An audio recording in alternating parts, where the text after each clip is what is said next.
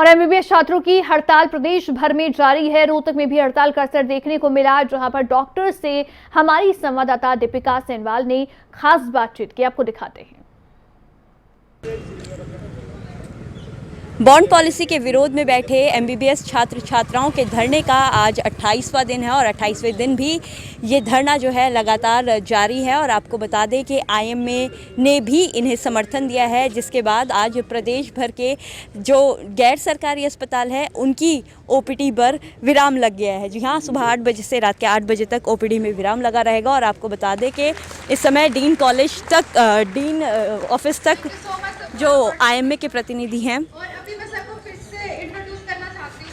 वो यहाँ पर पहुँच रहे हैं एमबीबीएस छात्र छात्राओं के समर्थन में।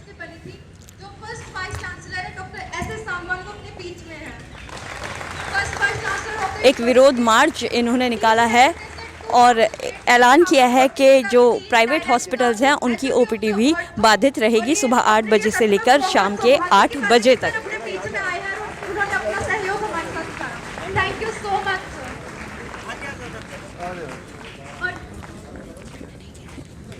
चलिए आईएमए के प्रतिनिधियों से बात करेंगे। जिस तरह से आप लोगों ने ये रोष मार्च निकाला है, आपका पूरा साथ है, आगे क्या कार्रवाई रहेगी और आज क्या है? मैम, आज जो है हम सब ने संपूर्ण क्लिनिक शटडाउन किए हैं, तो लेकिन सिर्फ इमरजेंसी सेवाएं जनहित में हमने खुली रखी हैं ताकि पब्लिक को कोई दिक्कत ना हो। लेकिन हम एक ही बात कहना चाहते हैं, we are totally against this bond policy. This is totally draconian law. ये बिल्कुल जनहित में नहीं है, क्योंकि डॉक्टर जो एंटर करेगा वो सबसे पहले उसको जब बॉन्ड में दब जाएगा तो वो आगे उसको हमेशा 4-5 साल पढ़ाई कम कर पाएगा, 4-5 साल बोझ रहेगा। और जैसे ही वो नौकरी के नज़दीक जाएगा उसको सबसे पहले ये लगेगा कि मेरे को 40-50 हज़ार रुपये तनख्वाह मिलनी है, उतना तो मेरी ईएमआई बन जाएगी। तो ये बहुत ही गलत लॉ है और देश में कहीं भी लागू नहीं है। अच्छा, अगर सरकार नहीं मानती है तो क्या इमरजेंसी सेवाएं भी प्रभावित हो सकती है प्राइवेट अस्पताल? वो देखा जाएगा, अभी तय नहीं किया है। हमें पूरी उम्मीद है कि सरकार पहले ही हमारी मांगें मान लेगी, क्योंकि सरकार से लगातार वार्तालाप चल रहा है। तो हमें पूरी उम्मीद है कि सरकार ऐसा नहीं करेगी। तो हमें पूरी उम्मीद है कि सरकार पहले ही मांग लेगी। मैं सीनियर मेंबर हूँ आईएमए का और 1970 बैच का ग्रेजुएट हूँ यहीं हॉस्पिटल का। हमारी फ़ीस सिर्फ 600 रुपये होती थी और सारे साल की। तो तब हम इतने अच्छे डॉक्टर बन सके और टीचिंग का लेवल बहुत अच्छा था। ये टोटली अनकॉन्स्टिट्यूशनल है। अगर आप दिल्ली के बड़े हॉस्पिटल मौलाना आज़ाद मेडिकल कॉलेज की फ़ीस भी देखें तो 15,000 रुपये साल है और कहीं प्रेसिडेंस ऐसा नहीं है। हमारे यहाँ डॉक्टर सुशीला नैन का बेटा डीएम की 50,000 per year without any bond और समथिंग वो करके आए हैं। छात्रों में एक बार फिर से उत्साह का माहौल है। हालांकि जो छात्रों का हौसला है वो पिछले 28 दिनों से नहीं टूटा है। लगातार रिले भूख हड़ताल इनकी जारी है और दूसरे दौर की जो सरकार से वार्ता थी वो भी इनकी निष्कर्षहीन रही है। रोहतक से खबरें अभी तक के लिए दीपिका। वहीं पंचकुला में भी मरीजों को परेशानी का सामना करना पड़ रहा है। एमबीबीएस स्टूडेंट्स की हड़ताल का आईएमए ने सपोर्ट किया है।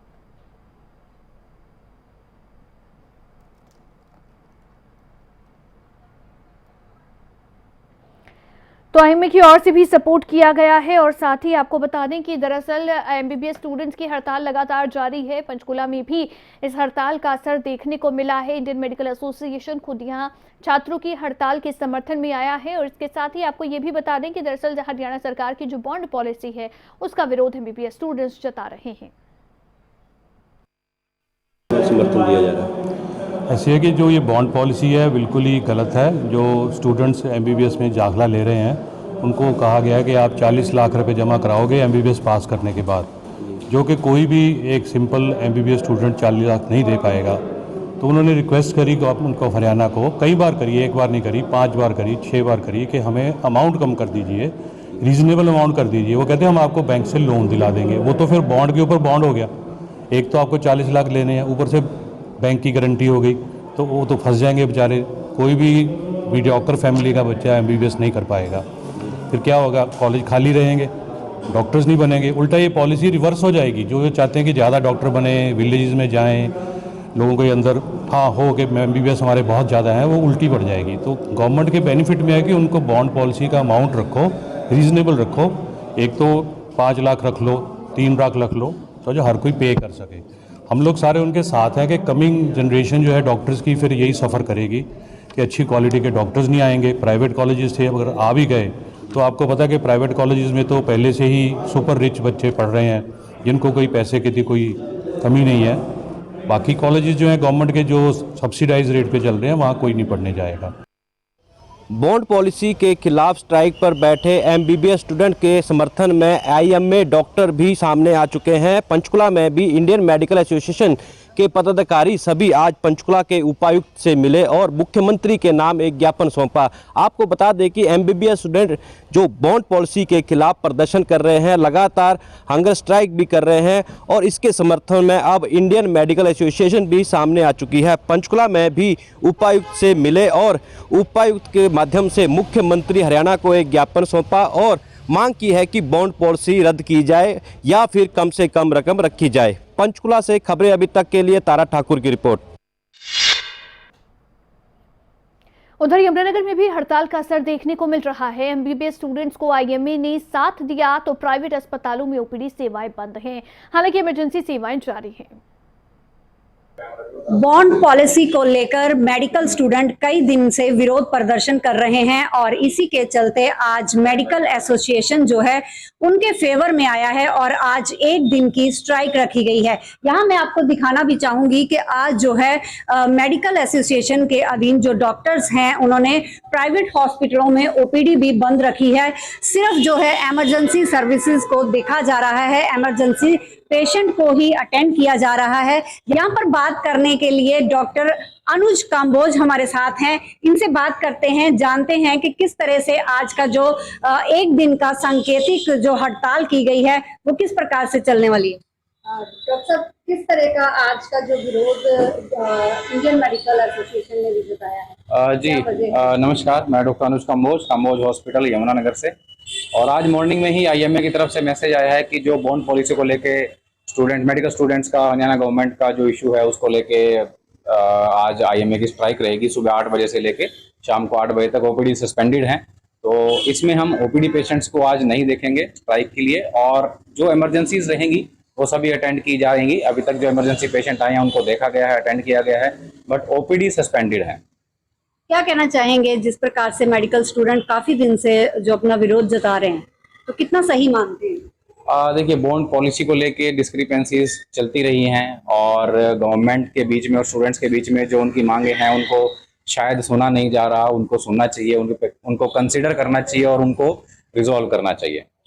पेशेंट का कैसे आपका क्या मानना है कि किसी तरह की कोई दिक्कत नहीं आ रही? देखिए, ओपीडी पेशेंट्स आ रहे हैं, लेकिन ओपीडीज आज जैसे कि आईएमए स्ट्राइक रहेगी तो उनको नहीं अटेंड कर पाएंगे, लेकिन जो इमरजेंसी पेशेंट्स रहेंगे उनको अटेंड कर रहे हैं, क्योंकि उनको मना नहीं कर सकते, उनको अटेंड करना ही होगा।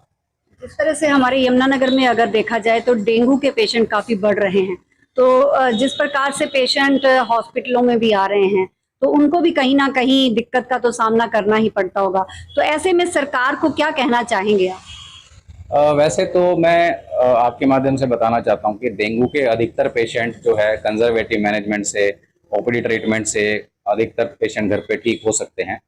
सभी पेशेंट्स को एडमिशन की जरूरत नहीं पड़ती, बहुत कम फ्रैक्शन ऑफ पेशेंट्स को ही एडमिशन की जरूरत पड़ती है। सरकार से क्या कहना चाहेंगे स्टूडेंट्स की तरफ से?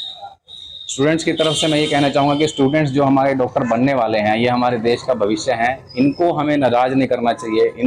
इनकी बात को सुनना और उस पर मंथन करना बहुत आवश्यक है और उसके बाद फैसला लेना चाहिए।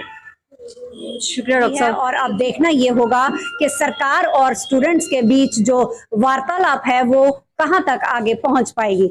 यमुनानगर से खबरें अभी तक के लिए रजनी सोनी।